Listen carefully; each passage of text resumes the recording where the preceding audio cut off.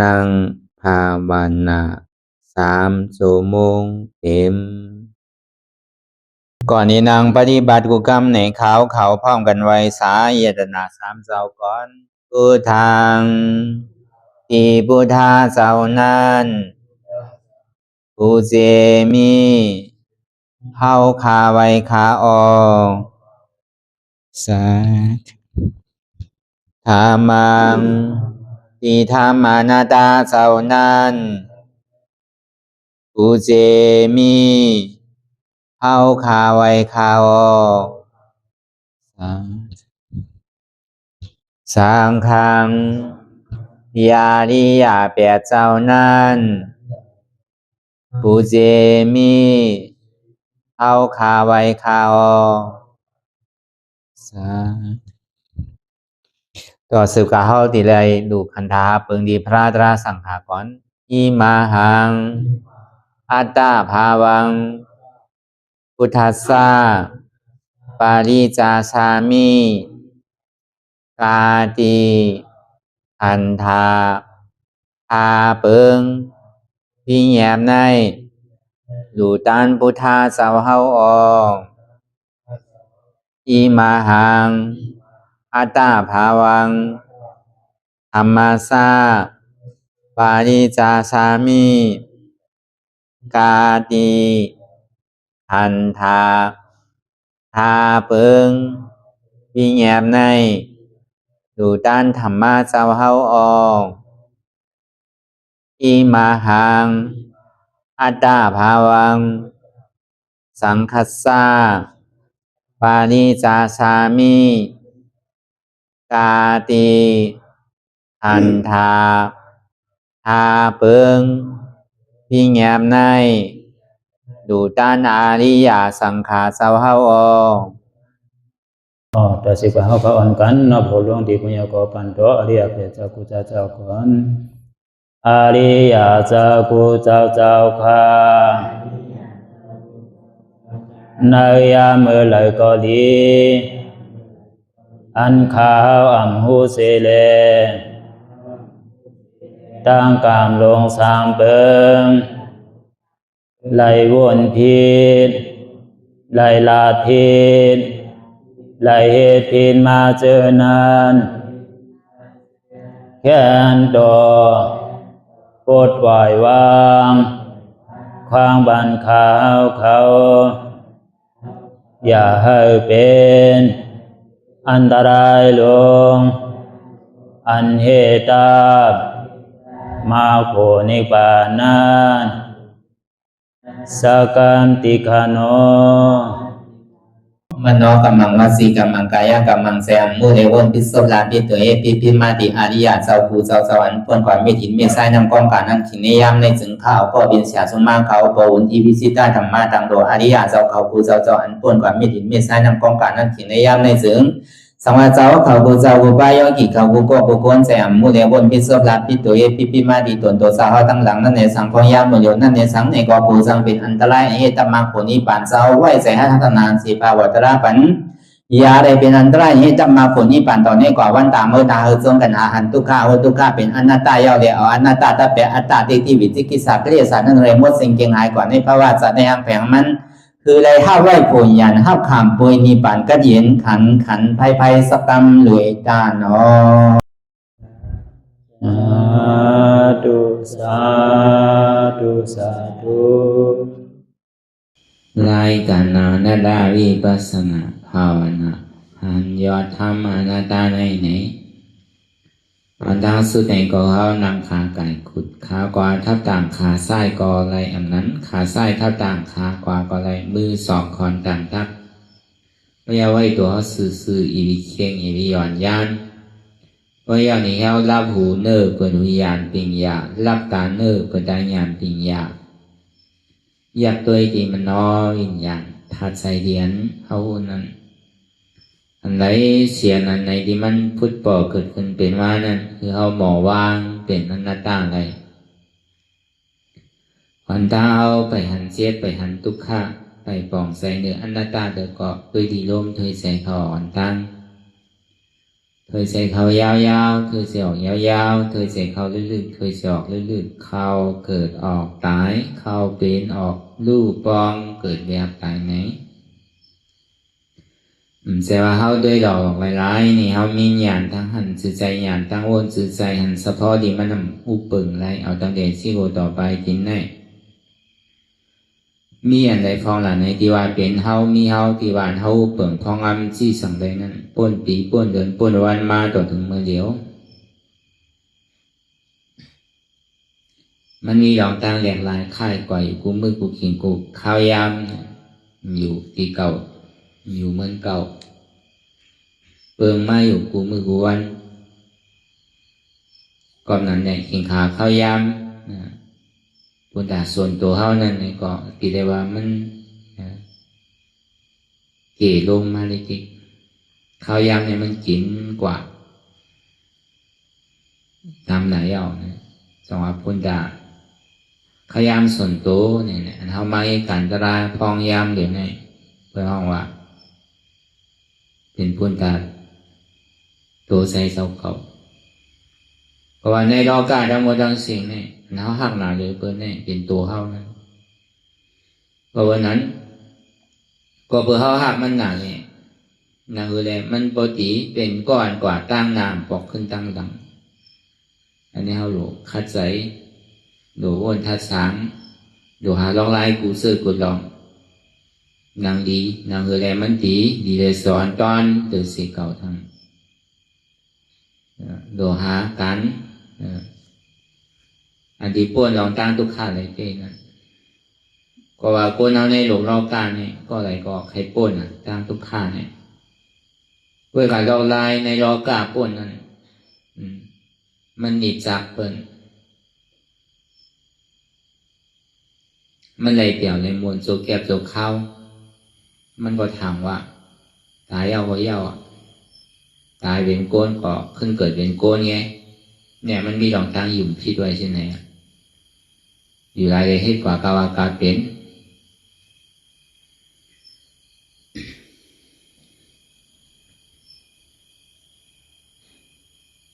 ก่อนนั้นเยื่องานของพุทธาพระราเป็นสาเฮาเนี่ยก็คือว่าเลยทมยามาเจจอดเฮ็ดมากูเจอกูลองขึงปองการกูเจอกูอันตาดีพวกเราการทุกข้าอะไรนั่นอันมันหมันแมนซื้อใจเสียงกลางต่างที่พวกเราการทุกข้าอะไรนั่นมีเนี่ยเสียงกลางต่างที่อันพวกเราการทุกข้าอะไรนั่นโดยเลยหูทุกข้าของกลางเขาหูลาลาเนี่ยเขาสังเกตปนมันก็หัวจึงติ่มปนมันได้หนังเก่าตอนนั้นเลยอันมันหมานแมนซื้อใจอันมันเป็นเสียจาตราอันหมานแมนซื้อใจเต้นั่นนี่เขาก็เลยพูดซักมันเนี่ยในอริยเสียจาสีในอริยเสียจาสีนั่นตู้ซานี่มาตู้ข้าเสียจาซาสมุทัยเสียจานี่โรธาเสียจามักกะเสียจาเนี่ยอันหมายแม่นชื่อใจโดยเสียจาตราสี่เปิงเนี่ยมันมีอะไรเพราะว่านั้นพอใครป้วนทุกข้าเต้เนี่ยเขาซ้ำใครทบทุกข้าใครไรทุกข้า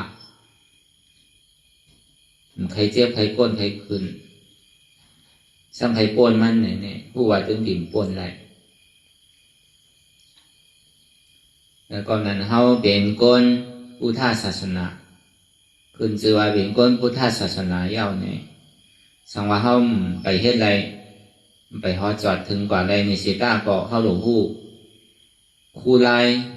จ้างคือกรรมมันนั่นเลยตีป้วนมันไรนั่นอะไรเป็นอะไรเนี่ย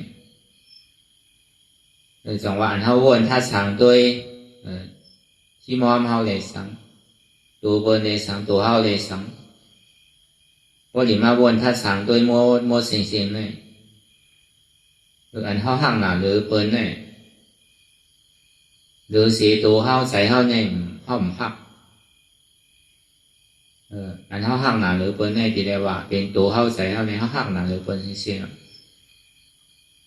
ก็นั้นก็หักหนาในก็เฮ็ดหรือแลมันดีก้นตั้งทุกข์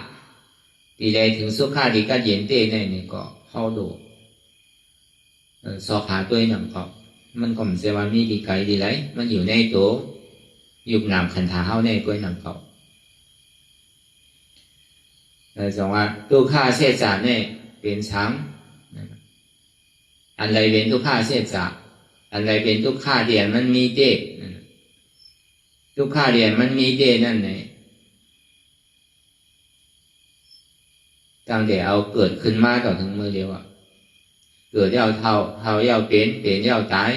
มีลองตั้งทมยาก่อนหัวดีเลยมีลองตั้งขาดยันอันนี้เป็นทุกข้าเสียจาก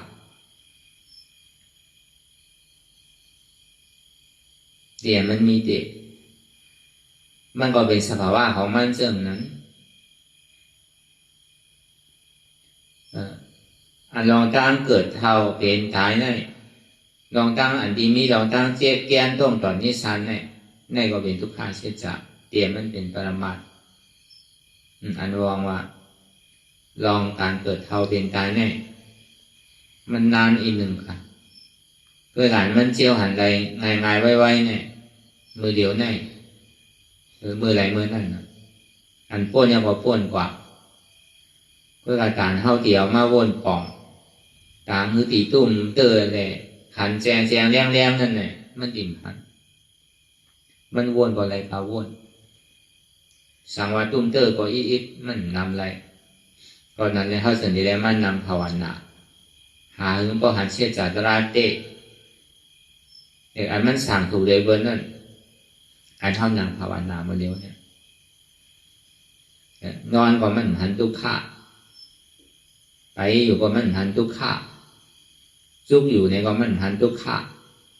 เดือเสนังมาเร็วเนี่ยมันหันดีมันหันแจงแรงดีมันหันไว้อะไรเป็นเหตุอาจองตีเหตุของมันมีลองตั้งเกิดตั้งเท่าตั้งเป็นตั้งตายมีลองตั้งเจ็บแก้นต้องตอนนี้ชันเนี่ยอะไรเป็นอาจองอะไรเป็นเหตุมันเหตุทางอาจองมันในทุกตีรอภาตอสะโมหะมานะเตที่วิชิกิสาที่นาเมตตากุกุจาฮิริออตปาในกิเลส30ตัวเนี่ยรอภาใครไรได้ย่อมโมอีมีปอก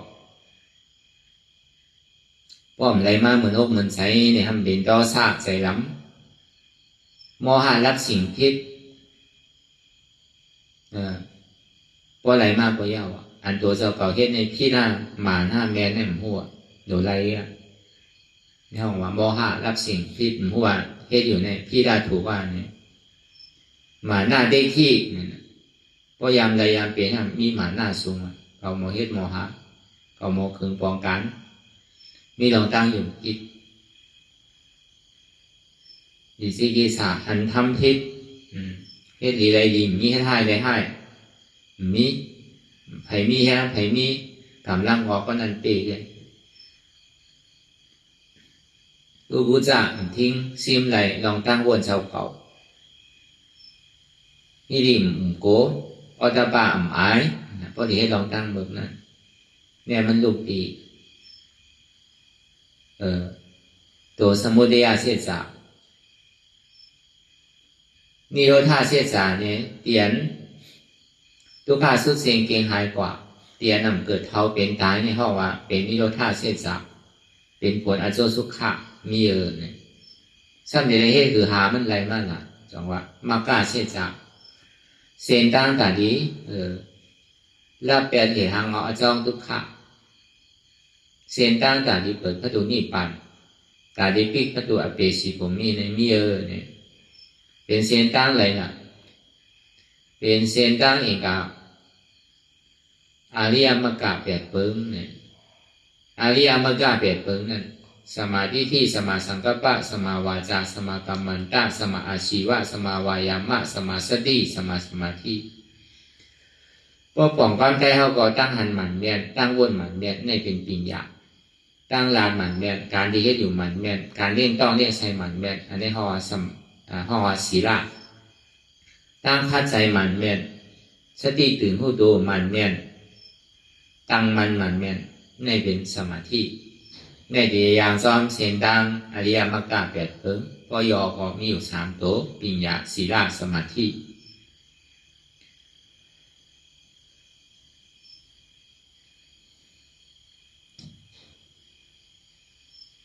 สว่านเข้ามาทัดตัวตั้งแต่ที่โอต่อไปตีนตั้งแต่เข้าความมาต่อถึงมือเหลียวเนี่ยวนตัวทัดตัวสองมันคือหมู่ห้าสองมันเป็นสุขาเตี้ยวห้าสองเขาอุปเปิงเพราะงั้นมันเลยเตี้ยวห้าเอาตั้งแต่เข้าความมาต่อถึงมือเหลียวเนี่ย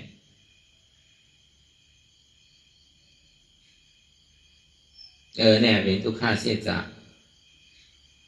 มันคือมันเป็นทุกข์ถามว่ามันเป็นสุขมันสำใจมันเป็นทุกข์ถามว่าเขาอุปเปิงอะไรซ้ำอุปเปิงอะไรเนี่ยก็ซ้ำขึ้นยาวเดียนทุกข์ไม่หนักเก่าเปลี่ยนเขามีลองตั้งอยู่คิดมีลองตั้งหันคิดวนคิดด้วยถามว่ามันดีมันคือถามว่ามันดีเป็นสุขถามว่ามันดีเป็นอัตตาเวลามันซ้ำมันคือมันซ้ำเป็นทุกข์มันซ้ำเป็นอนัตตาก็เบอร์นั้นเลยตั้งหลังปวนมานะครับใครเฮ็ดสื่อใครก่อตั้งอะไรใครเครื่องป้องกันอะไรกูเสื้อกูร้องนั่นเดือดเสียทุกข้าได้มันมีอะไรแถมกล้วยกายทุกข้าเดียนมันเกิดขึ้นเป็นอยู่นั่นในก็มีทุกข้าได้เดียนมันเกิดขึ้นมีทุกข้าได้เดียนมันตั้งอยู่มีทุกข้าได้ดีอันมันลูกกว่าทุกข้านั่นในก็เป็นอนิจจ์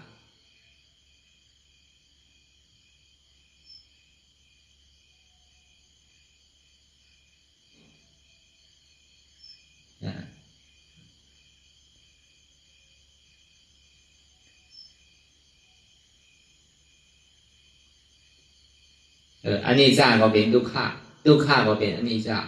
ก็เปลว่ามันเครื่องในมันเสื่อมดีเป็นทุกข์ก็เปิดทุกข์ในมันเครื่องในเสื่อมดีห้องมันเป็นทุกข์นะครับ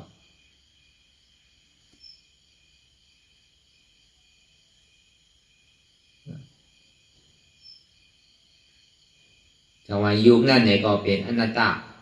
วิญญาณนั่นเนี่ยก็เป็นอนัตตาเวทนานั่นเนี่ยก็เป็นอนัตตาใจหันยุคนั่นก็เป็นอนัตตาใจหูวิญญาณนั่นเนี่ยก็เป็นอนัตตาใจอาหารเวทนานั่นเนี่ยก็เป็นอนัตตาจังว่ายุควิญญาณเวทนาเป็นอนัตตาก็เปิดปึงอิงเลยเสียยุคแรงมันจะได้เป็นทุกข์ก็เบอร์มันน้อยวิญญาณผู้แรงมันจะได้เป็นทุกข์ก็ว่าข้าว่าเวทนาเลยจะได้เป็นทุกข์สองว่ามีทุกข์ใกล้เตียนมันเกิดขึ้นมีทุกข์ใกล้เตียนมันตั้งอยู่มีทุกข์ใกล้เตียนมันรู้กว่าอันเปี่ยวอันมวลอันเซอร์นั่นรู้เนี่ยก็เกิดขึ้นตั้งอยู่ย่อรู้กว่านั่นก็เพราะว่าเวทนานั้นทุกข์เวทนานั่นเนี่ยก็เกิดขึ้นตั้งอยู่ย่อรู้กว่าสุขเวทนานั่นเนี่ยก็เกิดขึ้นตั้งอยู่ย่อก็รู้กว่าอุเบกขาเวทนานั่นเนี่ยก็เกิดขึ้นตั้งอยู่ย่อก็รู้กว่าเสียงเตียนดีถอมนั่นเนี่ยก็เกิดขึ้นตั้งอยู่ย่อรู้กว่าเสียงนำดีถอมนั่นเนี่ยก็เกิดขึ้นตั้งอยู่ย่อก็รู้กว่าเสียงดีถอมก็รู้อันดีถอมก็รู้นั่นก็เกิดขึ้นตั้งอยู่ย่อรู้กว่าทางดีนั่นเนี่ยก็เกิดขึ้นตั้งอยู่ย่อรู้กว่าทางซ่านั่นเนี่ยก็เกิดขึ้นตั้งอยู่ย่อรู้กว่า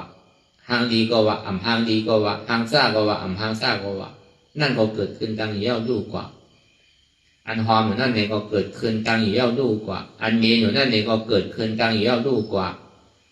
หอมรู้เมนก็รู้นั่นก็เกิดขึ้นตั้งอยู่ย่อรู้กว่าอันดีกินนั่นเนี่ยก็เกิดขึ้นตั้งอยู่ย่อรู้กว่าอันนำดีกินนั่นเนี่ยก็เกิดขึ้นตั้งอยู่ย่อรู้กว่าดีกินก็รู้อันดีกินก็รู้นั่นก็เกิดขึ้นตั้งอยู่ย่อรู้กว่าอันดีนุ่มดีไวดีที่ดีเตอร์ดียุบดีกรรมอยู่นั่นเนี่ยก็เกิดขึ้นตั้งอยู่ย่อรู้กว่าอันนำดีนุ่มดีไวดีที่ดีเตอร์นั่นเนี่ยก็เกิดขึ้นตั้งอยู่ย่อรู้กว่าดีนุ่มก็ว่าดีดีนุ่มก็ว่าดีที่ก็ว่าดีที่ก็ว่าดีเตอร์ก็ว่าดีเตอร์ก็ว่า นวลเลยซ้ำแข็งเลยซ้ำใช่ไหมนี่ก็เกิดขึ้นตั้งอยู่รู้กว่าอันเสื่อมนั้นนั่นเนี่ยก็เกิดขึ้นตั้งอยู่แล้วก็รู้กว่าอันนำเสื่อมนั่นเนี่ยก็เกิดขึ้นตั้งอยู่แล้วรู้กว่าเจอก็รู้อันเจอก็รู้นั่นก็เกิดขึ้นตั้งอยู่แล้วก็รู้กว่าเนี่ยมันเป็นสภาวะละเสียงลองตั้งเกิดขึ้นตั้งอยู่รู้กว่าเนี่ยไม่เป็นสภาวะของมันอันดีมันทุกข์นั่นเนี่ยเพราะว่ามันเกิดมาแล้วสังว่ามันเป็นทุกข์เขาเพ่งดูไว้ถึงกว่าไว้เวลามันสั่นกว่าเขาก็พึงปองการแต่ดีที่หรือมันกว่าเวลามันสั่นกว่ามันไปถึงขิงขาข้าวยามมันก็มันกว่าเมื่อหนังพาวันนั้นพอมันพูดออกมายาวเนี่ยมันเตงเลยก่อนนู้ก็อยากไปวายวันเนี่ยไปตกนะเขาสังเข็ง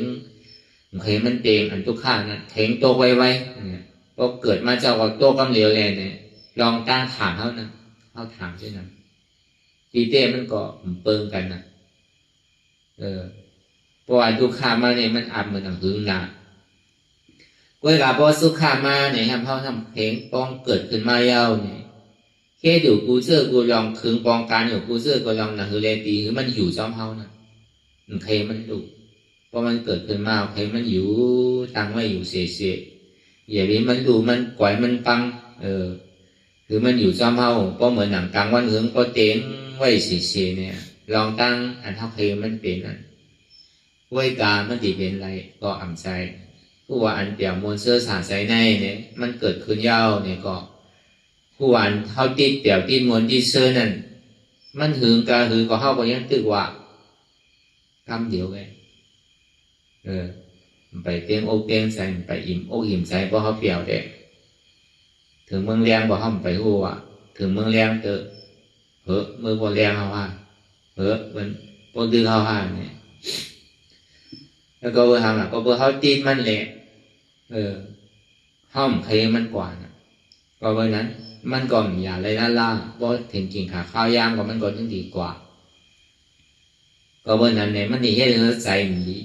เดี๋ยวมวลเสื้อสาใจในเขาเคมันกึ่ม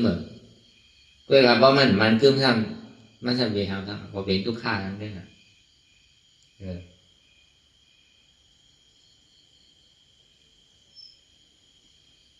อันเหมือนอ่ะเปียวก็ดูอันเปียวก็ดูฉะนั้นก็ตีเต้มันก็มันเป็นสุขาหนึ่งอุเบกขานะอันนี้เขาว่าก็ไปลองทุกขาเวทนาสุขาเวทนาอุเบกขาเวทนานะถามว่าอุเบกขาเย้าเนี่ยมันเย้าอุเบกขาเนี่ยเขายังเหมือนแบบเขาลืมไว้กำหนึ่งเลยเอาโยงเข้าใจเข้ากับไว้ทีนึงได้นะทีเดียวมันก็เป็นสุขาเวทนานั่นเก่านะอุเบกขานะจะว่าอันเสียงดีนั่นเป็นล่อผ้าเสียงนำดีนั่นเป็นต้อซาเสียงดีก็ว่าเสียงดีก็ว่าเป็นหมานหน้าเลยโมหะล่อกันอันทางดีนั่นไหนเป็นล่อผ้าอันทางซ่านั่นเป็นต้อซาทางดีก็ดูทางดีก็ดูตึงเป็นหมาหน้าโมหะนั่นก็อันหอมนั่นไหนก็เป็นล่อผ้าอันเมนหนาในเป็นต้อซาหอมก็ดูหอมก็ดูนั่นฮะเป็นหมาหน้าโมหะนั่นก็อันดีกินนั่นในเป็นล่อผ้าอันนำดีกินนั่นเป็นต้อซาดีกินก็ดูอันดีกินก็ดูถ้าเป็นโมหะหมาหน้านั่นก็อันดีนุ่งดีที่ดีเตอร์ดียุบดีกรรมนั่นเป็นล่อผ้าอันนำดีที่ดียุบดีกรรมดีนุ่งนั่นเป็นต้อซาดีรีบดียุบก็ดูอันดียุบก็ดูดีนุ่งก็ดูอันดีนุ่งก็ดูดีที่ก็ดูอันดีที่ก็ดูเป็นหมาหน้าโมหะนั่นเขาอันเสื้อใจนั่นเป็นล่อผ้าอันนำเสื้อนั่นเป็นต้อซาเจอกอแลมเจอกอแลมเป็นหมาหน้าโมหะนั่นเขาย่ำไปเย้าเถอะมันจะมองมองพอแค่ว่าพอวางเป็นหนูเปียกขายเอาไว้เย้าเหมือนเย้าเพราะเมื่อไรเอาอย่างที่ตัดเนี่ยมันถึงเย้าแหละมันถึงดีมากที่กับเสียงเดียนเท่าไรถอมยี่อยู่นั่นเสียงดีเนี่ยก็มันกึ้ม เสียนำดีนั่นก็อัมมันคึมเสียงดีก็ดูเสียนำดีก็ดูนั่นก็อัมมันคึมอันห่างดีนั่นก็อัมมันคึมอันห่างซ่านั่นก็อัมมันคึมห่างซ่าก็ดูห่างดีก็ดูนั่นก็อัมมันคึมอันหอมนั่นก็อัมมันคึมอันเมนูนั่นก็อัมมันคึมอันหอมก็ดู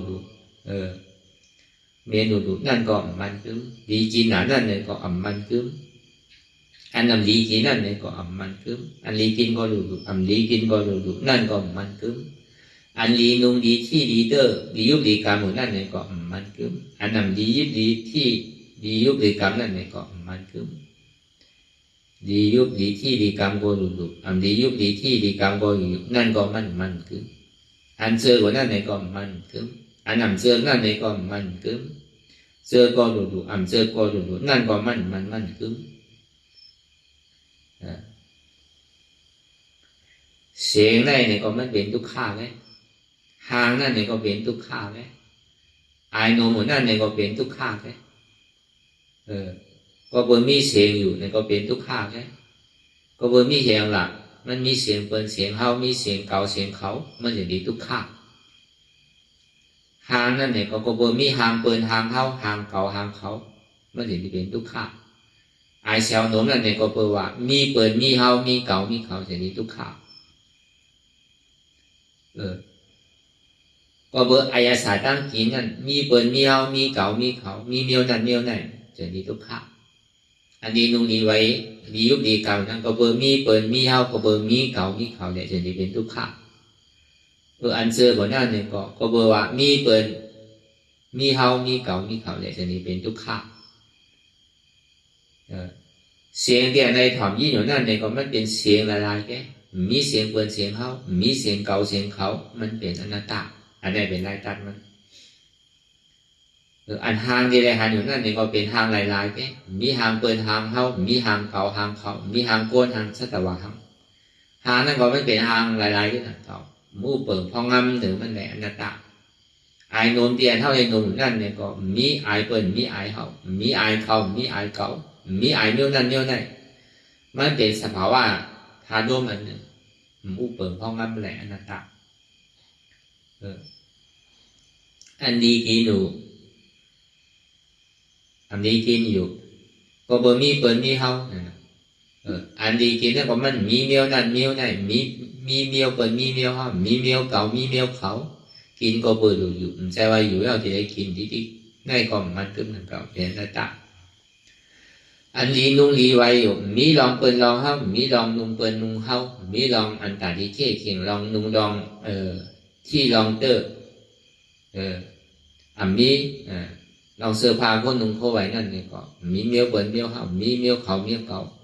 นุ่งบนด่าดีผมภาพก้าวันซ่าด้วยในที่เตอร์ด้วยซ้อมเนี่ยก็มันเป็นสภาวะอันแข็งอันโอนนั่นเป็นธาตุดินอันนักอันแข็งเอาเป็นธาตุดินอันไม่อันกัดอยู่นั่นเป็นธาตุไฟอันอุ่นอันหนาวไม่กัดนั่นเป็นธาตุไฟอันเด็ดๆซานอยู่เช่นนั้นนั่นเป็นธาตุลมอันจับใหญ่ๆจึ้มอยู่หยอดนั่นเป็นธาตุน้ำแกมันมีอันไหนที่ว่ามีตัวเปิลตัวเฮามีตัวเขาตัวเก่านี่มันมีอุปเปิลแรงนั่นต่างอันใจผู้เฮาไปอยู่นั่นมีเจอเปิลมีเจอเฮามีเจอเขามีเจอเก่าพอใจน่ะเก่าเจอก้อนไหนเก่าเจอเปิลเจอเฮาเจอเปิลจอมใจเฮาจอมใจเปิลก็เบิกใจเฮานั่นก็เบิกมันมีหลังตั้งมากมันไว้ว่ามีใจเปิลใจเฮามีใจเก่าใจเขาเนี่ยมันจะได้เป็นทุกข์ใจนั่นก็มันมีอันตัวผู้หลายๆมีเปิลมีเฮามีเก่ามีเขามันเป็นอนัตตาอันนี้ลายจับตัดก็เบิกอันนี้มันแห้งในรอการนี้มันติดอะไรเงี้ยโกนเอาในรอการเนี่ยติดเสียงติดหางติดหายติดอายาศาสตร์ติดลองนุ่งลองไว้ซ้ำเจออยู่ก็เลยว่าเงามันเด็ดๆมันมีดีใจพอหมอปีกหูแปดสอนให้เขาปีกหูแปดอย่าไปเอาลองเสียงตั้งนาก็ย่อ เสียงตั้งหลังที่ป่วนมากก็ย่อเสียงปัจจุบันพองยามเดี๋ยวก็ย่ออย่าไปเอาลองเสียงในมันมีจักปีหูแปรเด้มันก็ไม่รู้กับวนลองเสียงก็ได้หมากตาเท่านั้นเนี่ยก็ปีแปรเด้เดี๋ยวอันเท่าเล่าหัวในถามว่ามันหันใช่ไหมมันหันอยู่ใช่ป่ะอันหลังรับตาเนี่ยเขาปีก็รุ่มใช่อันเท่าวนตั้งหลังเนี่ยก็เปิดตาเขาหันไว้เอาน่ะตั้งหลังวนมาเนี่ยเขาถึงดีวนหมักตาเรียนเท่าหันไว้อติกาลาปนมาแล้วก็วนเราอานากาตั้งละปืนเดือเสียอติกาลาปนมาเด็กเจอที่ใครวนเราตั้งละห่างอันที่เท่าหันอยู่ตั้งหลังก็ยาวตั้งหน้าก็ยาวมือเดียวก็ยาวตีตาไปเลยอย่าไปหันซ้ำตีก็หลังแปดอันนี้ว่ามันปืนอีเดือเสียอันเท่าไรหนุ่มไว้ว่ามันหอมนะมันเหม็นนะ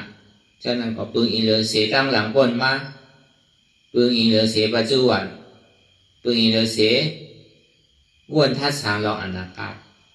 ว่าเราตั้งหลังในมือเดียวเนี่ยอนาคตนั่นเองก็อีกแบบไหนหูหลังนั่นเดี๋ยวไปเอาลองเสียงลองไอ้หนุ่มเตียนเท่าไรหนุ่มไว้ตั้งหลังเนี่ยมาวนลองไอ้อาสาตั้งขินลองกินลองว่าตั้งหลังเลยสังปัจจุบันเลยสังอนาคตอันติมานั่นเลยสังอย่าไปเอาวนลองกินอันเท่ายามกินนั่นมันมีจับปีกแวดเลยเขาดูเฮตาลาโนมันใจเป็นข้าวยามหนุนกินนะลองลองไว้ลองห่มเขานั่งก่อนนั่งเก่าตั้งหลังในสังตั้งนาในสังมือเดียวในสังอย่าไปเอาลองอันเท่าไรนุ่งไรห่มไรที่ไรเตอร์นั่นมันมีจาเข้าดีปีกแปรเลยก็ในดูเปิดแจนเดียวเนี่ยสองมือกูบอกเบื่อว่าพระเป็นสาวปีเงี้ยไว้เนี่ยว่ามันมีหลงตั้งบุญเจ้ากูบอกได้ก็เข้ามาในศาสนามาย้อนตื้อกับตราดีพุทธาพระเป็นเสาเจ้าซ้ำตึกหนุ่มเจ้าตึกเจ้าหนุ่มเด็กเก๋เอามาเห็นหัวเอาใครมาเห็นหัวเอาตราดีพระเป็นเสาพอมาเห็นหัวตราพระเป็นเสาก่อนหนุ่มนั่นแล้วก่อนเท่าถามถึงพระเป็นเสาไว้สายถึงบุญคำพุทธาพระเป็นเสาค่ะในศาสนาพุทธาพระเป็นเจ้าในมีการสื่อของข้าเขาดีเลยเหตุการณ์สังพองกวนเขาเนี่ยมันก็เหมือนกันนั่นก็เขาก็อยู่ดีไรเศร้าดีไรก็อันกวนเขามีการเนี่ยมีของกวนเขาเนี่ยมีกวงการในวันนี้อยู่ห้องทำเดี๋ยวมีการได้ก็นั่นได้ใช่นั่นก็เป็นว่ามันเขาเลยยินข่าวเงาในเมืองไทยเป็นเหตุการณ์เมื่อในเหตุการณ์เมื่อนาอะไรเงินนำเนี่ยเขาก็ยังทำเหมือนกันลูก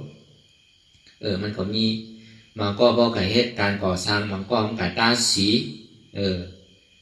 การนี้ก็มีหลายเจอหลายดองมันก็กับเหตุไทยกับเหตุน้ำนี่อย่างเช่นนี้มึงเกินพอคนมีคือเดือดกว่าทางเก่าเหตุการณ์เรียกห้างเหตุการณ์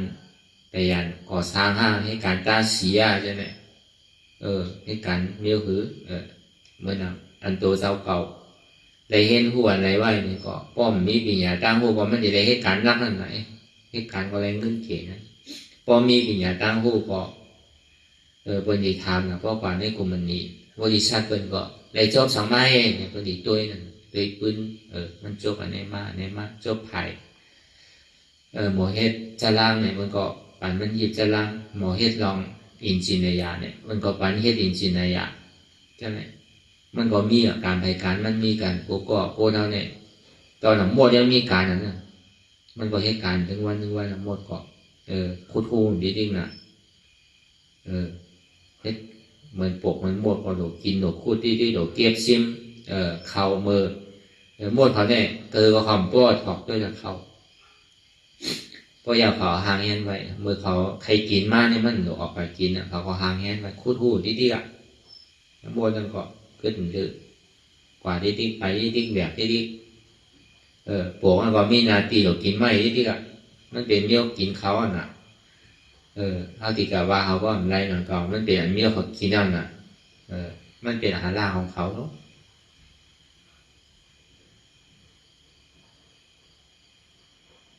ในเขาว่าลองไผ่ลองมันเมียวหรือเมียวนั่นเพราะมันมีการนาทีไผ่นาทีมันนั่นก็นั้นหนังเก่าว่าเขาว่าในศาสนาก็พระเป็นสาวาการในพุทธศาสนาเนี่ยมีอยู่สองเปิงเนี่ยว่ามีอย่างพองขะของท่านพระเป็นเจ้าขันธาทุราในวิปัสสนาทุรามีการเนี่ยทุราว่าได้เป็นการนะ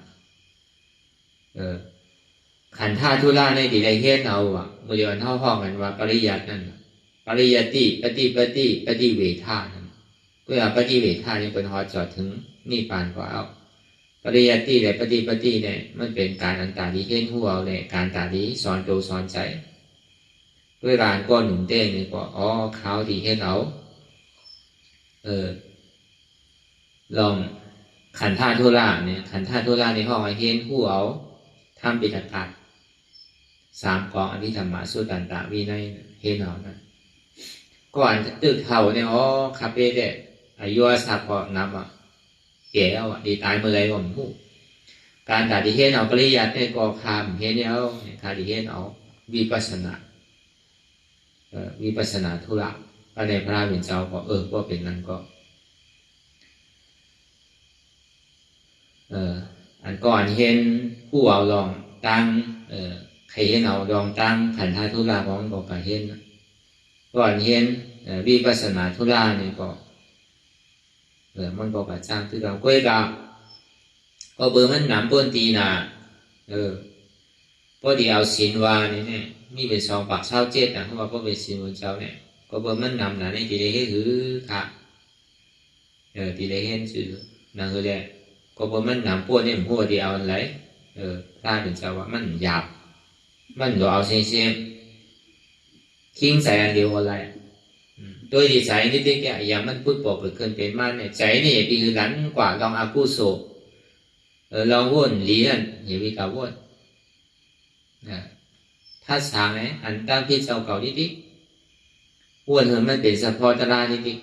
ๆอย่าไปกว่าหาตั้งพิจไปมันมาลองเสียงก็ปีกไปเลยมาลองห่างเอาปีกไปเลยมาลองหูดังเอาปีกไปเลยมาลองซบในสลายยตนานั่นแหละครับ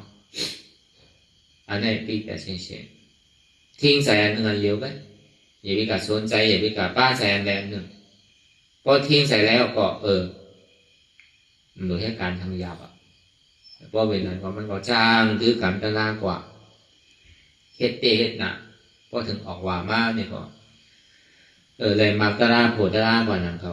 พอเขาปลาใส่แล้วเขาใส่ดีเนี่ยก็แปลว่ามันเป็นตะลาพอเขาปลาใส่เขาหมดหอมเมียว่าการเองการลักษณะอันว่านั้นพอเขาตั้งใจหอมดีเอาเข้าใจดีเนี่ยแต่ก็มันหยาบก็ละอันมันโทษหยาบนะนั่นแน่หนึ่งแต่ที่ได้มีก็ธรรมะมีสวยเนี่ยว่ามันหยาบนะเขาควรเอาในเฮ็ดก่อนแต่ก็เบียนนั่นเนาะเปิดอ่อนเฮ็ดอะไรก็การเฮ็ดอันนั้นซ้อมเปิดนะจังว่าก็ธรรมะมีสวยเนี่ยดีมีว่ะพอเขากับเฮ็ดก็ก้นพิษเท่าดีพิษกว่าเขาทำเจอเหตุการณ์ดีเขาทำกับเหตุก็ก้นอันนั้นดีอยู่4-5 ก็เขาก็เป็นก้นเขากว่าอยู่มากกว่าอันใดน้ำก็อันนั้นเป๊ะเขาทำเป็นก้นเรื่องหนึ่งก็แล้วเขาทำกับเหตุก็ก้นดีอยู่4-5 ก็เขาก็เป็นก้นเขากว่าจังว่าอันใดน้ำก็อันนั้นเป๊ะ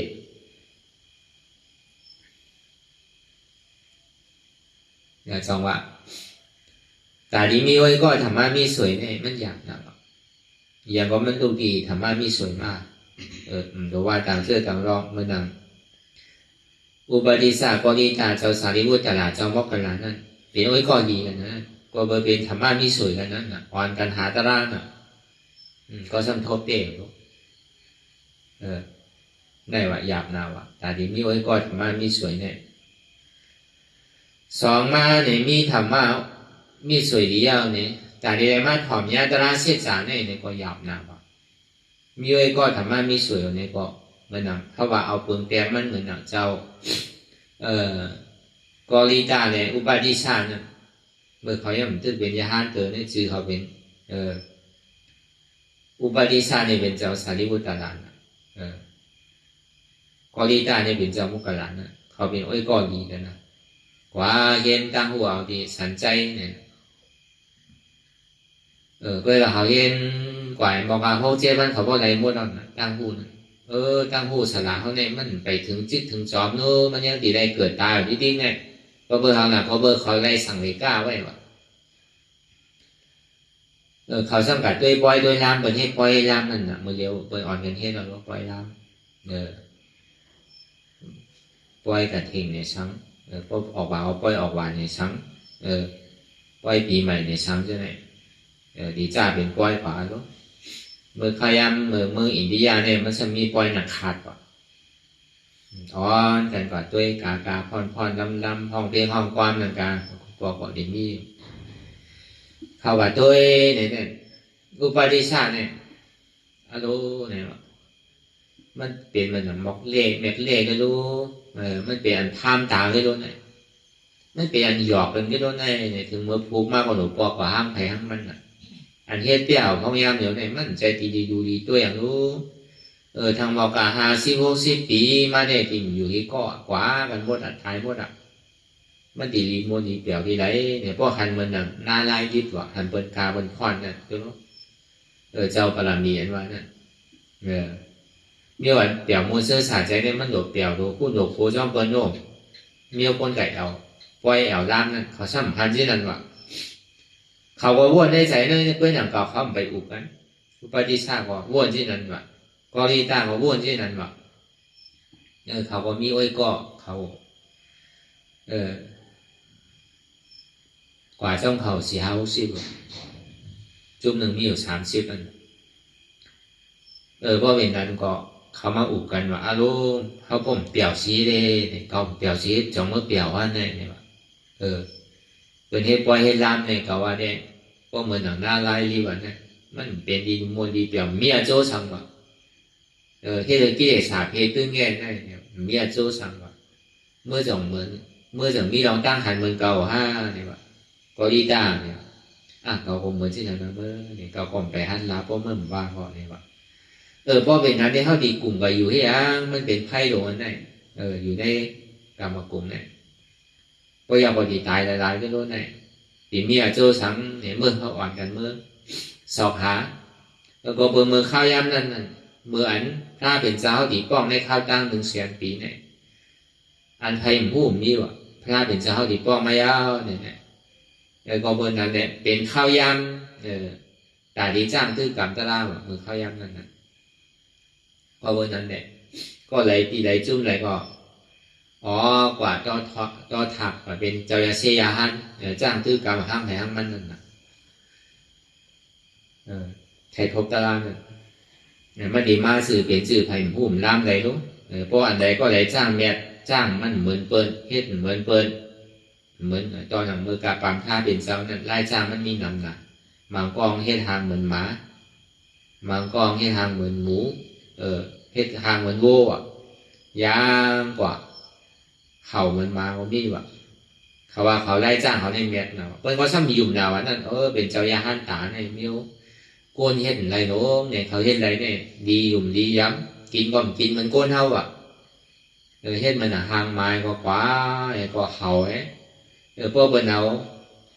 ใส่หวานยังไม่กินอ่ะเอาถอกให้ส่วนที่กินอ่ะพวกปอนเอาเหมือนก้นกินอ่ะกินเหมือนหนังมาว่ะมันก็กินเหมือนเฮ็ดเหมือนหนังโว้อ่ะกินข้าวกินเยอะกินยางเนี่ยก็มีอยู่เนี่ยการปานท่าเป็นเจ้าเนี่ยเขาก็ว่าเขาจ้างแม่น่ะว่ะนั่นเขาก็ยืนยันมาจ้างแม่น่ะว่ะวายสีนั่นเขาก็สั่งปองใจในการทำพระราชเป็นเจ้าว่ะก็ได้ตีเขาจ้างมาเนี่ยเขาว่าได้เขาแม่น่ะตั้งหันถึงเจ้าก็นำมาเขาเนี่ยหันถึงซื้อเนี่ยว่าว่ะอันสูจ้าง我ได้ก็ใจอยู่เมียวอันจ้างเมียวคือก็ตีเป็นเมียวนั่นหนังเก่าอ่ะเมียวอันเฮ็ดเหมือนหนังหางหมาเฮ็ดเหมือนไม้ในกว่าดอนโคดอนเด้งอะไรยางสีคาเลยเห่าเหมือนหมาเนี่ยก็ผู้ว่าก็ตายกันถึงตีเป็นหมาว่ะอันเฮ็ดทางเหมือนหนังโบ้นั่นก็ตายกันตีเป็นโบ้อ่ะเขาถามว่าตีป้วนด้ามลูกค้านั่นน่ะ เขาก็เฮ็ดอยู่ที่นั้นเนี่ยเอาเขาห้องให้ว่ะเอาดูเขาถามว่ารายจ้างเขาเนี่ยมันถอดมันแบบถึงที่เขาตายเขาชั้นที่ก็เป็นหมาเนี่ยมันกึ่งชีวิตเนี่ยว่ะเขาถามว่าเขาจ้างมันมามันวัวเนี่ยเขาต้องตีได้กว่าที่ปากนั่นน่ะพระเป็นเจ้าว่าเมียวเฮ็ดหมาเขาดีขึ้นตายก็เป็นหมาไว้นำเขาเมียวเฮ็ดอาจ้างมันวัวที่ตายเป็นวัวไว้นำเขามันตีก็ตายเป็นผีเป็นช้างที่ไรที่ก็ตายเขาวันนี้ป่านได้ชื่อเนี่ยพระเป็นเจ้าคำขึ้นฮอกนั่นน่ะเขาบอกให้แตกก่อนว่าอารู้การเฮ็ดมาโปแต่ในทางมันเป็นรายจ้างอันเมียเราเนี่ยที่เต็มเมียรู้เนี่ยเมื่อเขาย่ำมีนั่นเมื่อกาลาเนี่ยแล้ววันมีจอดมีเจเมื่อเขาย่ำเพียให้ได้ถึงตอนนั้นก็รายจ้างนั่นอันร้อนป่วยว่าที่ไหนก็มีอยู่ถึงเมื่อเดียวเมื่อกาลาเนี่ยเขาว่าเขามีกิเลสสาวนะเขาร้อนป่วยน่ะใส่โคเด้งว่ะกินเขาว่าเขาเอามีสปิดกว่านั้นนะเอาใส่ไว้ในมือเขากินโป๊ะอิ่มว่าเขากินอ่ะเขาว่าเขามีกิเลสสาวอ่ะได้ก็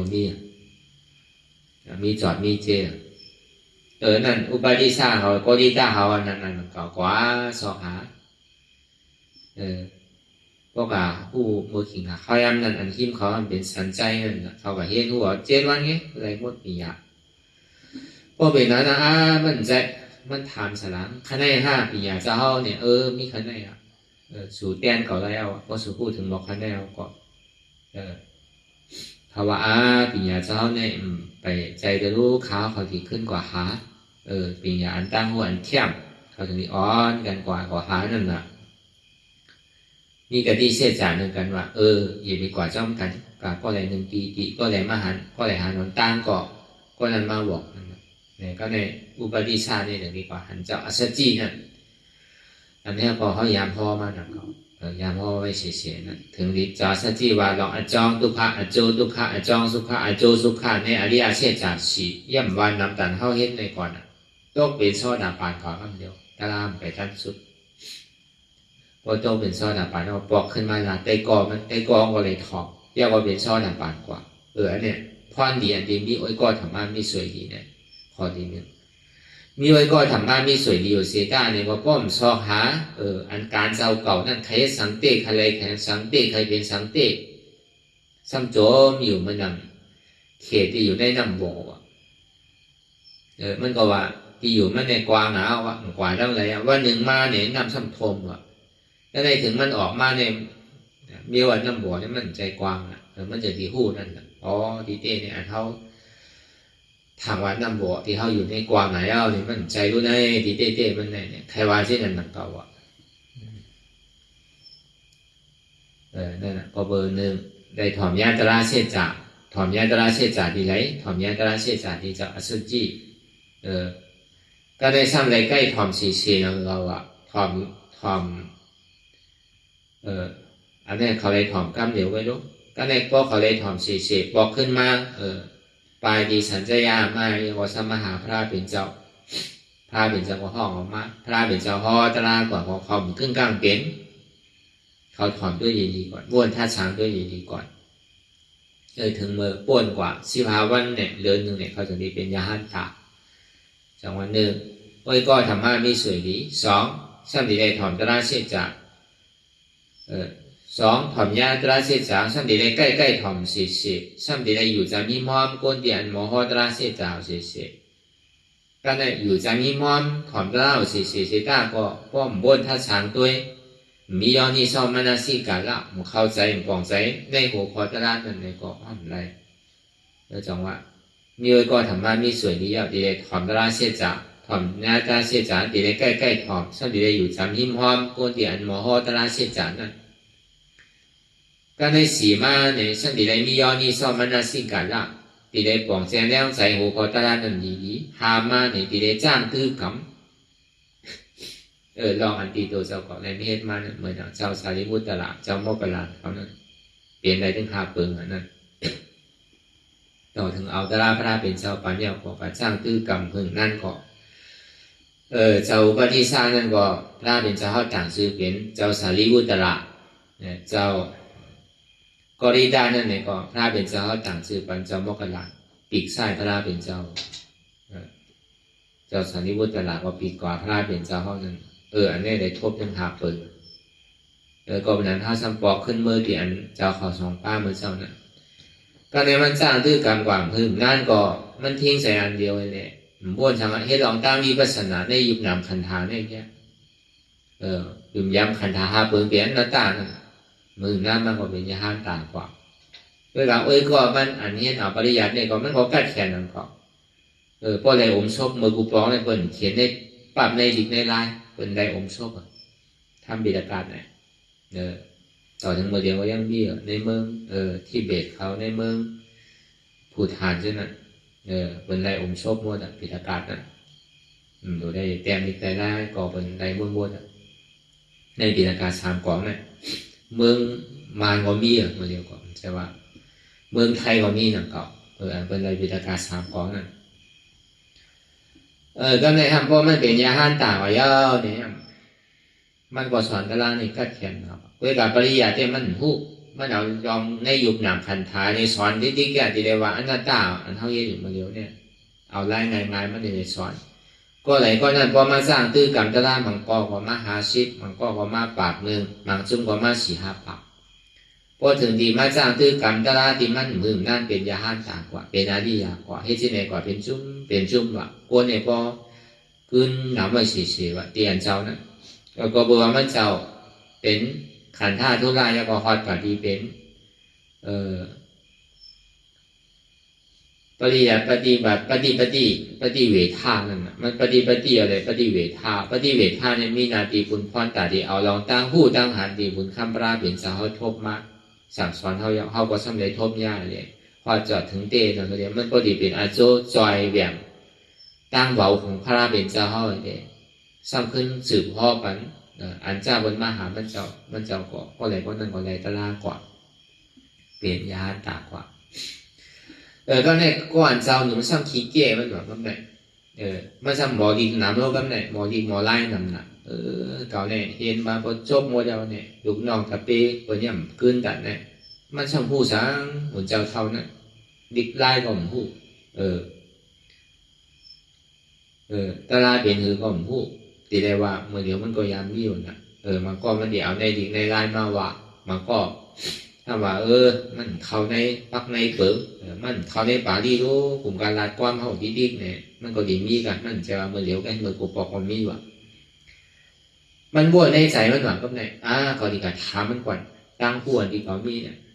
เราด้วยเนี่ยมันคือการตั้งหมอสั่งหมอสอนมันเนี่ยมันจะว่าผู้ปิดการ3 กล่องรู้ในซ้ำมาเป็นเสียเป็นกายเปียเสียสั่งสอนคือเปิดเป็นหมู่เป็นจุ้มได้เก่ามีคอยถามใครถามมันเนี่ยมันวนที่นั่นวะนะก็อันหนุ่มถ้าเป็นกองขึ้นไปหนังเก่าก็ในถึงกลางในเจ้ามาพระเป็นเจ้าเอาอย่างนั้นเจ้าสู้กว่าถูกดีกว่าชอบเพในวันเหมือนไงมันจะดีหันเจ้านั่นออกมามันก็หูมัวดับพระเป็นเจ้าเขาเอาตาติดมันเจ้าด้วยฮัลโหลเจ้าเนี่ยก็กล่อมชอยมันเนี่ยมันขอยซุ่มหลายเพราะมันกัดถามเจ้ายาห้านต่างที่ดีมันเปลี่ยนเจ้ายาห้านต่างมันกัดถามเนี่ยมันใจเมียวถามอย่างนั้นนะเมียวเอาปริยัติปฏิบัติเนี่ยมันดีเหมือนกันนะมันเป็นเปลืองตายเลยเปลืองอันโดทบเนี่ยมันเหมือนกันนะเพราะท่องว่าสาต้วยโกต้วยนั่นเรียกต้วยนั่นโดทบเลยอันเฮียนเอาเนี่ยดีมันดีเหมือนกันนะพระเป็นเจ้าเขาก็นั่นคืออะไรมันพอดีมันเป็นอันตรายพวกกัดถามเจ้าเท้านั่นเนี่ยมันอีตกหน้าลายว่ะตาลามันก็เห็นขึ้นเอาในภาวะจัดเลยหมาหน้ามันซ้ำดีสูงว่ะ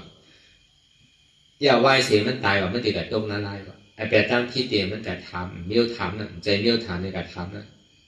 โดยเจ้าเขาพอถึงเรื่องกัดถามน่ะมันดีตกหน้าลายว่ะนะไอ้แปดมันน่ะกลายเป็นเจ้าพันจึงสิ้นนั่นเลยเขา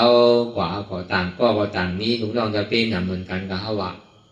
เดี๋ยวนี้พ่อมันเจ้าอันอย่างเช่นปริยัติอันกัดแขนอมโซบไรปิดากา3 กล่องน่ะพระเป็นเจ้าก็ถามมันดอกอภิธรรมะสู้ตันตาวินัยเป็นหืออันมันตอบเกลีใจเนี่ยมีกี่อันวะลองปริยัตินั้นพระเป็นเจ้าก็ตักเสียงถามว่าก่อนว่ามันตอบพระเป็นเจ้าตักเสียงว่าก็ได้ซ้ำขึ้นบินนามาที่เจ้าอันเทาเป็นเจ้ายาห้านตานน่ะเจ้าเนี่ยตาผู้ทุศาสนาอันดีเป็นซอดาบานเนี่ยดีได้ให้ถือดีได้จ้างถือกรรมซื่อเลยเป็นซอดาบาน เจ้าเท่าในสำวาอะไรที่ได้เฮ็ดสิ่งนั้นสิ่งไหนเนี่ยเขาว่าป้อมแต่อีกก็มันดีแต่เขามาจ้างคือกรรมเดียวได้นะที่การที่คำในกาโมฆะนั่นเนี่ยผู้ดุษณะที่ยังเขาในคำป้นกว่าในกาโมฆะในอาสวะแปดในอาสวะสี่เปิงนำโมฆะลงสี่เนี่ยเดี๋ยวหรือในผู้ดุษณะเดี๋ยวเอาอัตตาที่ขี้วิจิกิสาปล่อยไปนั่นนะเขาว่าเดี๋ยวเป็นสิ่งในข้าวเนี่ยว่าเดี๋ยวจ้างตื้อกรรมเอากิเลสเนี่ยออกเนี่ย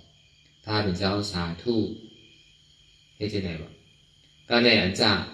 เป็นลูกน้องตาเป้เจ้านั่นอารู้พระเป็นเจ้าในเฮียงเลยด้วยนาเล็กนาใหญ่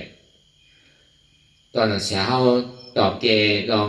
ปิฎกาสามก่อนในพระเป็นเจ้าต้นสาธุอันนี้ทำว่ามาตอบอันเดียวก็จะพ้นต้นสาธุเนี่ยเขาก็นึกไว้ในใจหรอกครับเนี่ยก็ในอันจ้าเป็นโซดาปานในสมัยขึ้นสืบขึ้นกว่าเป็นสกิตาการมันโน้ตที่ได้ให้ถือมันจะก็ว่ากันเนี่ยพอถึงว่าสุดก่อนในพระเป็นเจ้าก็สาธุเอาก็ได้สกิตากรรมที่เขาเป็นอนาคามนุษย์ที่ได้จ้างชื่อมันก็ซ้ำบอกไม่ได้พระเป็นเจ้าก็สาธุเอาก็ในอนาคามนุษย์ที่เขาเป็นอาราธาโขนนุษย์ที่ได้ถือมันก็บอกไปในพระเป็นเจ้าสาธุเอาสามครับดีเอาเนี่ยสาธุบอกว่าดีเอานั่นก็ในเขาได้พูดมารู้เนี่ยว่าเยอะแล้วอ่ะได้ว่ารู้พระเป็นเจ้าค่าเนี่ยว่าที่อย่างในสาขาเขาเนี่ยก็ตอบเกณฑ์ดีเลยนะเพราะแต่นั้นพระเป็นเจ้าในที่อย่างห้ามป้อมจมสาธุจมอันนี้เจ้าในวานกี่ข้อกี่กัมที่ว่าเขาป้าเปิงในวิธีการที่เขาซ้ำป่าใจเจ้าสมว่าตัวที่นั่นเนี่ยร้านเนี่ยใจขยโยเนี่ยมือกูปองเนี่ยมันตอนเดียวมันใจว่ามันก็ป้อมันถูกมันเมียเนี่ยก็เทงพระด้านของเขาไว้สารคัดด้านของเขาแปสันต้านของเขาว่ามันใจว่าเป็นพัดเทงพระด้านของเขาใช่ก็เบิกพระเป็นเจ้าเนี่ยเพื่อนห้องเตรียมโมกเลชีน่ะรอดแล้วห่างในกลางไซนั่นน่ะเพื่อนห้องเตรียมโมกเลชีเมื่อเดียวเนี่ยมันใจเนาะป้อมเอาว่าต้าเจ้าเขาเนี่ยแยกตัวของที่ที่นั่นน่ะเตรียมโมกเลชีเมื่อเดียวเนี่ยเมื่อกูป้อมมันเหมือนกันพระราเป็นเจ้าว่าใจอยู่เขาไม่ใช่ว่าด้วยนาเรียกนายใหญ่เนี่ยว่าก็บอกว่าเสียสูงได้มันเหมือนหนังซื่อหือเนี่ยว่ามันเหมือนหนังก้นกินจางเลี้ยงโว้กินจางเลี้ยงโว้ด้วยการได้กินน้ำนมมันว่ากินจางเลี้ยงมาไล่ด้วยว่าหมอสั่งหมอสอนด้วยว่าตัวเจ้ากล่อมทบผู้มันว่าผู้หมอสั่งหมอสอนได้เหมือนหนังก้นกินจางเลี้ยงโว้ว่าได้กินน้ำนมโว้ว่ากลุ่มการเลี้ยงจางกินจางเลี้ยงโว้เนี่ยอายสารนมโว้เป็นคือกลุ่มได้กินได้จิ้มด้วยก็การชาวบ้านไหนเนี่ยเปิดได้กินน้ำนมมันได้เลี้ยงโว้ก็ได้กินน้ำนมโว้อันเสียส่วนไหนมันเห็นผู้เสียตาก่อนก็ได้เป็นหือไม่ใช่ตื้อเป็นผู้ดูสันนาตึกนาอยู่เป็นชื่อหือเหตุการณ์ตลาดสื่อของมันผู้ปองใจย้อนเปิดนั่นแหละปุณดาศาสนาพุทธะเก่าพระเป็นเจ้าเนี่ยมันจะว่าหลวงมาเห็นหัวเดียวเยี่ยงงานของเก่าเจ้าเนี่ยนั่นคือเรียกว่าเนี่ยสัตวะเนี่ยดีป่วนลองตั้งทุกข้าอย่าเปิดคันใจเยี่ยงงานนั้นสูงสุดในเป็นที่ป่านะก็เบอร์นั้นมันเหมาะกับกลุ่มการสั่งการสอนมันก็ในตัวเจ้าก่อนเนี่ยมันเฮ็ดมันช่างตื้มกับก็เบอร์นั้นในกล่อมย่อว่าเฮ็ดอยู่หลายๆเนี่ยตัวเจ้าก่อนเนี่ยมันเฮ็ดเนี่ยเจ้าป้าเนี่ยเฮ็ดเต้ไรเต้ถึงเต้เป็นเต้เนี่ยเขาก็ผมจอมเหมือนน่ะได้กินน้ำนมวัวได้เลี้ยงวัวก็ได้กินน้ำนมวัววนไปอย่างเดียวกัวนั้นเลี้ยงกัวนั้นเลี้ยงวัวกินจางเลี้ยงวัวกล้วยกำได้กินน้ำนมวัวกัวเดียนเลี้ยงวัวได้กินจางซ้ำได้กินน้ำนมวัวมันเหมือนนั้นวะก็วันนั้นพระเป็นเจ้าเลยว่าตอมใจด้วยนาเลี้ยงนาใหญ่ก็เบอร์เสียส่วนไหนตึงมีหมาหน้าผู้ดีผู้ไล่ใครทำได้ทำเนื้อเนี่ยที่ได้ตัวเจ้าเก่าได้เป็นหืออริยาเป็นหือไปผู้การดาราเป็นหือย่ำหมอเฮ็ดหมอจ้างหมอตึงหมอกรรมก็เป็นงานในก็ห้องว่าเป็นหมอข่างก้นแปดลายว่ะเมียที่เป็นทั้งว่ะเป็นก้นแปดลายแกว่ะพระราเป็นเจ้าก็ว่าเช่นนั้นมันจะดีเกิดสังเวชการดาราเนี่ยเจ้าปานในเป็นยานตารู้เนี่ยตกใจว่ะนั่นป้องตกใจเอาก็สำคัญการต่อพระเป็นเจ้า กันต่ออันใต้ก่อมันนั่นแหละมันก็เพราะเขาที่กลุ่มกามาสั่งมาสอนนี่แหละกลุ่มกาใครนาใดตาเนี่ยใครมีจื้อมีเสียงหมดเลยมันคือเขาโดเฮตาลาอย่างวะมันจะดีเฮตาลานานมากกว่าเลยเป็นยาหันต่างกว่าทางเขาอันเนี้ยสองอาการในศาสนาพุทธะพระเป็นเจ้าเนี่ยพระเป็นเจ้าอันที่ยองย่อหรือเป็นที่สุดในห้องว่าวิปัสสนาธุระการเรียนเขาเลยมาจ้างซื้อกรรมกันอยู่ห้องย่ามเดียวเนี่ยอันเนี้ยพระเป็นเจ้ายองมันอะไรอยู่ใจมิมพร้อมเจ้าเสียอันเขาเลยมาจ้างซื้อกรรมตาในเสียจ่าตลาเนี่ยที่ยาวๆมันเนี่ยก็กำลังสุดปลายมากกว่ามันมายาวที่เสียจ่านั่นน่ะอันเขาวนด้วยทัดด้วยในตัวในใจเขาเดียมันมีหลงตั้งอันว่ามันใจตัวเขาใช่ไหมอันนั้นมันมีหลงตั้งเกิดเท่าเป็นตายไม่เป็นทุกข์เสียจ่าย้อนไปทางนี้ให้เขามีหลงตั้งเกิดเท่าเป็นตายย้อนไปว่าเขามีความแผลใครใครเป็นมีเมื่อยาวเมื่อสุดเมื่อเติบในเป็นเหตุหักเหาจ้องทุกข์ลองตั้งแต่นี้พวกลองตั้งเกิดเท่าเป็นตายห้องอันนี้เราท่าเสียจ่านั่นเป็นปราโจสุขาในมีเตี้ยวมีพวกมีสันติเฮ็ดสื่อหลายอย่างจอมเชียนตั้งอริยมรรคเปดเปิงเอาปัญญาศีลสมาธิก็เลยบอลายสร้างคือกับในเสียจากตระอันหมันเนี่ยจื่อใจอันเท่าเย็ดอยู่ข้อยามอยู่เนี่ยเท่ามานังอยู่มาเดียวเนี่ย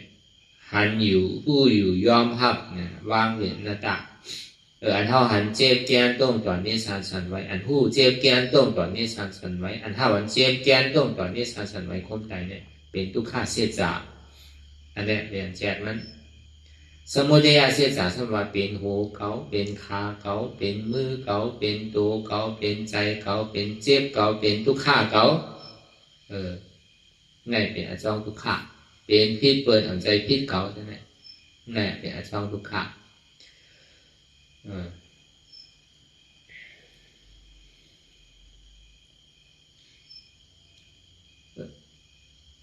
อโจสุขานั่นเนี่ยฮะนิโรธาเสียจากนั่นเป็นหือ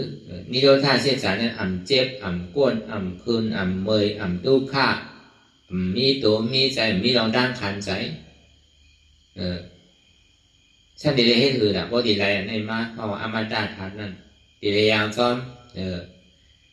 เพราะว่ามากาเสียจากนี่เป็นอจองสุขาอจองสุขานั่นเป็นสังเป็นอนัตตาอนัตตานี่เป็นอจองสุขาแผลไว้มีอยู่สองปุ่นทำมีหันทำใจหู้อนัตตาทำมีหันสังหันทุกข์ทำใจหู้สังหู้ทุกข์เป็นอนัตตาอันนี้มันเหตุกว่าไล่เหลียวตัดไล่เหลียวทำใจหู้ทำมีหันทำใจหู้ในเขาเป็นมรรคเสียจากตัดแต่อัตตาตัดแต่สมุทัยเสียจากในสมุทัยเสียจากนั้นมันซ้ำยิ้มย้ำมาเป็นทุกข์เขาเป็นเจ็บเขาเป็นแก้นเป็นเสียเป็นไม้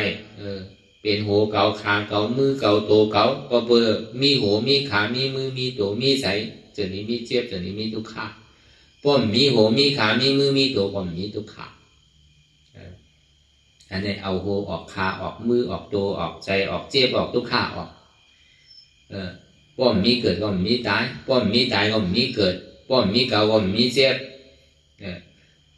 ป้อมมีเจ็บก็มีเก่ามีทุกข์ก็มีเก่ามีเก่าก็มีทุกข์ป้อเอาเก่าออกก็เจ็บทุกข์ก็หายกว่าป้อมีเจ็บก็มีเก่าป้อมีเก่าก็มีเจ็บป้อมีใจเขาก็มีเจ็บป้อมีเจ็บก็มีใจเขาไม่อยู่ที่ไหนไงอันนี้เขาว่ามากาเสียจากเนี่ยเป็นอนัตตาเป็นสมาธิที่สมาสังกัปปะทำมีหันเจ็บแกนต้องต่อนี้สันไว้คมแต่ไม่ก็นอนแข็งจู่ตุ่มเจ้ายายจึงเหยียบเป็นดูทำใจผู้อันเจ็บแกนต้องต่อนี้สันไว้คมแต่ไม่ก็นอนแข็งจู่ตุ่มเจ้ายายจึงเหยียบในเป็นอนัตตา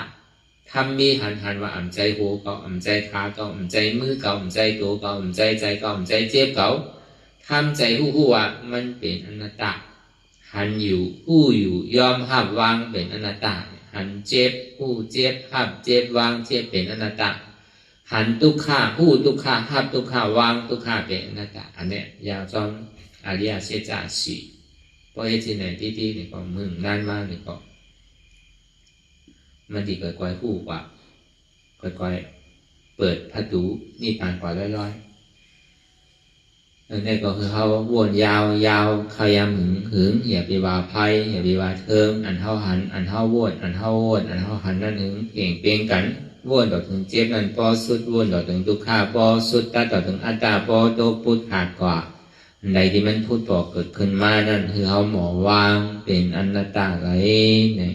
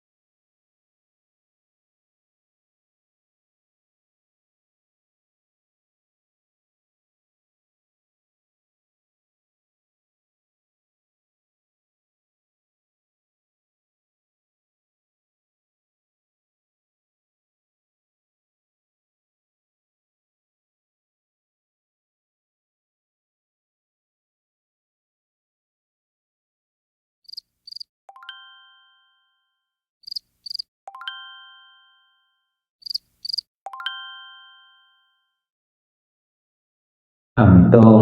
งหนึ่งค่ายลายพื้นเปิดตามึนตาอย่ายอมสงสัยอัตตามันที่สังเฮาคือหนึ่งคือโตงคือค่ายคือลายคือพื้นคือเปิดตามึนตานั่นอย่าปัญยอมกัน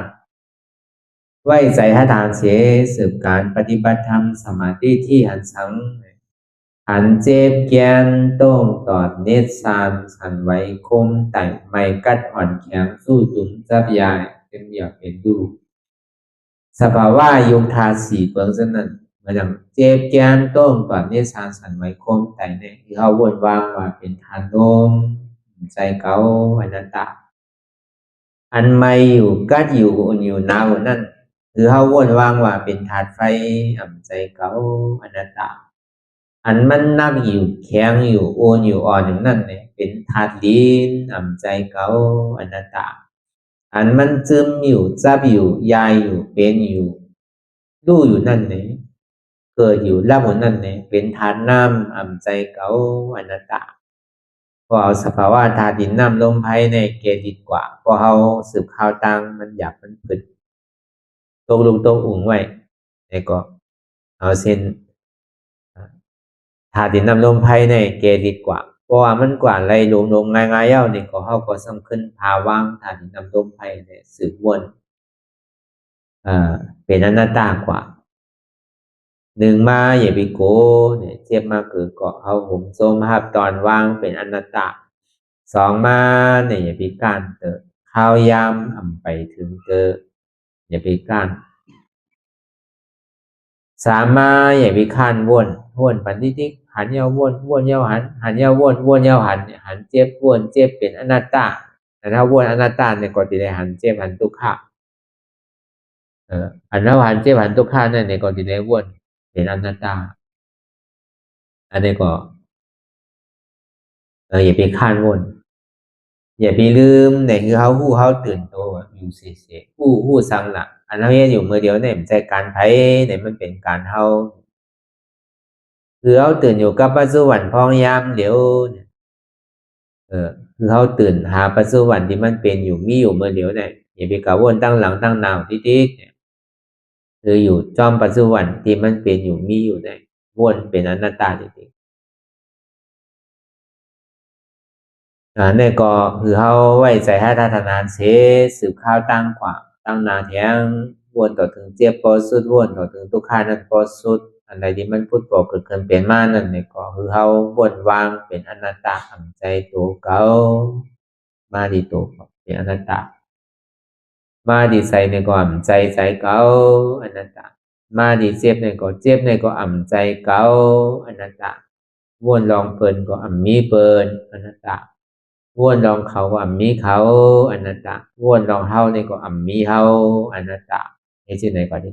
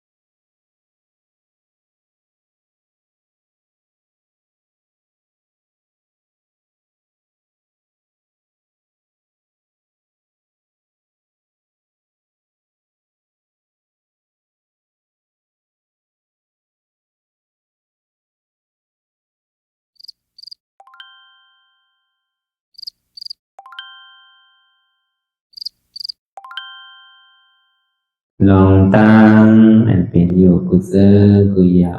ย้ายข้อมคำไว้ที่ใส่หูถอดถอนออกที่ใส่หูมันออกเสียงก่อนสภาวะอะไรก็ดีลองตั้งอะไรก็ดีอันเกิดขึ้นมาที่อยู่ตัวที่ใส่ที่เจ็บสนั่นถอดถอนออกที่ใส่หูมันออกเสียงสภาวะอยู่ธาตุสี่เปิงสนั่นเจ็บเทียนโตกอดเนตรสั่นไหวโคมไต่ไม่กัดอ่อนแข็งสู้ตุนทรัพยายจึงหยดเปลี่ยนดูสภาวะอยู่ธาตุสี่เปิงสนั่นตีหนังธาตุกว่าผู้ทรัพย์ตีอัตตากว่ายึดว่ามีโตมีใสมีเจ็บสนั่นเอาบ่วางเป็นอนัตตาไหลลองแสนพ่องปิวอยู่อันเฮาว่นลึกว่นเลยอยู่เป็นเดิมเป็นลาวอยู่เส้นในสาวถอดถอนออกตีใส่รูมันออกเสียงก่อนยอมกึดยอมออกยอมลงอันเฮ็ดให้เฮายินดียินให้เสื่อมอารมณ์เสื่อมถึงใสถึงคอไว้ตีมันยืดไว้ตีมันเป็นทุกขานั้นปวดปล่อยวางออกที่ใส่หูมันออกเสียงก่อนลองเสื้อเป็นทุกข้าเลยลองย้อนถึงใส่หลายอย่างมันเกิดขึ้นมาตีตัวที่ใส่ตีเสียบสนั่นปวดวางย่อเสียงก่อนก่อยค่ายย้ายลายดึงพื้น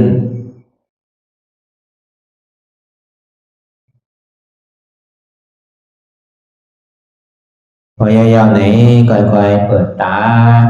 ลืมตาลอยได้เป็นการปฏิบัติธรรมโคหายอดธรรมอันเกิดขึ้นที่โตที่ใสที่เจ็บอันนั้นโคนหาเหตุหาเงาขจรทุกข้างนั้นต่อสืบการในเฮาที่ได้ส่งเมตตาถึงวิเนยสัตวะตั้งบนตั้งสิ่งก่อนอิดาเมบุญยังอาสวะคายังนิบานังวาหอตุมาปุญญาภากังสเปสัตตาสัมมาลาภันตุ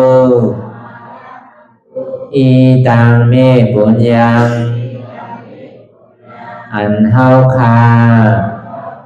ไลมาตือกรรมปฏิบัติวิปัสสนาภาวนาหาอันยอดธรรมอนัตตาในอา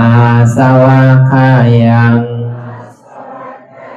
เป็นอันถาสัพตัดแต่นาสวะสีเบิงเสียวแลนิพพานังตีนิพพานันขอดูให้ถึงเสกัมติคามาปุญญาภากังคอนดีอันคามานังวิปัสสนาภาวนาทรงยืดปันสเปสัตตานังเทวปเมสลาญาติกาดึนเคเจอคือใดก็แลจากว่าสัตวาทั้งสิ่งต่างดวงงานสมาลาพันตุอะไรพรดีนำกันตั้งเฮาคา กามสิ่งสกามติคาโนสาธุสา